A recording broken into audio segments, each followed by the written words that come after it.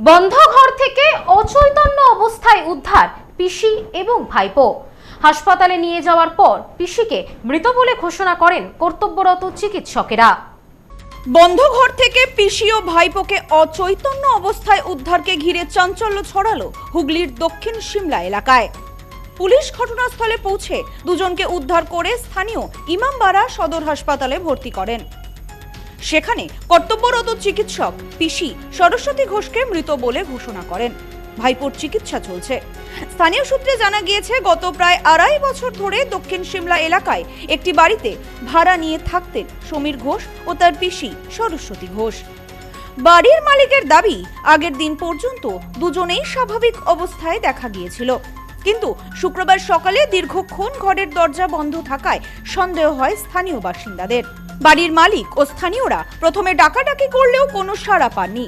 দুজনের মোবাইল ফোনে যোগাযোগের চেষ্টা করা হলেও ফোন সুইচড অফ ছিল। এরপর বাড়ির মালিক স্থানীয় বাসিন্দাদের নিয়ে বাড়ির পেছনের জানলা খুলে দুজনকে অচৈতন্য অবস্থায় পড়ে থাকতে দেখে। সঙ্গে সঙ্গে খবর দেওয়া হয় পুলিশকে। খবর পেয়ে পুলিশ ঘটনাস্থলে পৌঁছে জানলা কেটে ঘরে ঢুকে সমীর ঘোষ ও সরস্বতী ঘোষকে উদ্ধার করে দ্রুত ইমামবাড়া সদর হাসপাতালে নিয়ে যায়। হাসপাতালে নিয়ে যাওয়ার পর চিকিৎসক সরস্বতী ঘোষকে মৃত বলে ঘোষণা করেন। তার দেহ ময়নাতদন্তের জন্য পাঠিয়েছে পুলিশ। সদ্য লন্ডন থেকে চোখের অপারেশনের বিশেষ প্রশিক্ষণ নিয়ে ফিরেছেন ডাক্তার মোনাজির হোসেন। বনগাঁতে এই সর্বপ্রথম কোলফেকো, টোরিক, মাল্টিফোকাল ছানি অপারেশনের জন্য আসুন বনগাঁ আই কেয়ারে। স্থানীয়দের দাবি, এর আগে পিসি ভাইপো চন্দননগরের তালপুকুর ধারের একটি আবাসনে থাকতেন। তবে তাদের খুব একটা আত্মীয় পরিজনের সঙ্গে যোগাযোগ রাখতে দেখা যেত না বলেও দাবি স্থানীয় সূত্রে। ভাইপো আর পিসি, আর কেউ না। কতদিন আগে এসেছেন এখানে? এসেছে তো 2 বছর হয়ে গেছে মনে হয়, 2 বছর থেকে বেশি হবে একটু।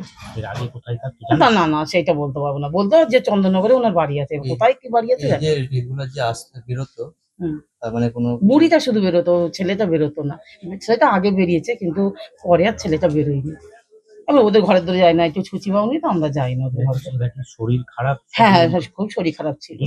দুজনকারই। কি হয়েছিল কিছু না জানেন? না, সেই সব বলে না। কোনো কাজবাজ করতে জানতেন? না না না না, কাজ বাজ করতো নাকি সেইটাও আমরা জানি না। কিভাবে চলতো? চলতো কিভাবে? ও বলতো যে আগে কি কাজ করতো, সে বাড়ি বাড়ি বিক্রি করেছে এইসব। বাড়ির মালিক অসিত পরিয়াল বলেন, সকালে ঘুম থেকে না ওঠায় ডাকাডাকি করি, কোনো সাড়া না পেয়ে পুলিশে খবর দিই। পুলিশ জানালা কেটে ঘরে ঢুকে দুজনকে উদ্ধার করে হাসপাতালে নিয়ে যায়। ওখানেই পিসিকে মৃত বলে ঘোষণা করেন চিকিৎসকেরা।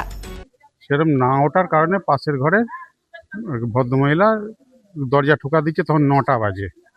কার বাড়ি এটা? এটা আমারই বাড়ি। কে থাকতো? এখানে ভাড়া থাকতো। কারা? ওই সমীর ঘোষ, ওনার পিসি, দুজনে মিলে। কতদিন ধরে আছে? 2.5 বছর আছে। তারপরে আজকে কি দেখলেন? আজকে দেখলাম যখন 9টার সময় আমরা খবর পেলাম, এসে আমরা ফোন করছি ওনার ফোনে, ফোনটা সুইচ অফ। এবার জানলা দরজা আঁটা আছে। আমরা চারিদিকে ধাক্কা ধুক্কি দেওয়ার পর কোনো সাড়া না পায় পিছন দিকে জানলার কাঁচ খুলে দেখি দুজনে উল্টো দিকে শুয়ে আছে। মানে ভাড়াটিয়া। আর সাড়া না পেয়ে আমরা তখন পাড়ার লোক এসেছে, এবার পুলিশে ফোন করলাম।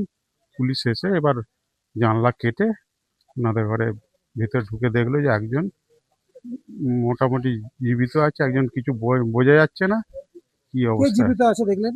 ভাইপো সমীর ঘোষ। ঠিক কি কারণে ঘরের ভেতরে এই ঘটনা ঘটল তা এখনো স্পষ্ট নয়। ঘটনাকে কেন্দ্র করে এলাকায় চাঞ্চল্য ছড়িয়েছে। তদন্ত শুরু করেছে পুলিশ। রাজেশ দেবনাথের রিপোর্ট, নিউজ নোম্যান্সল্যান্ড, হুগলি।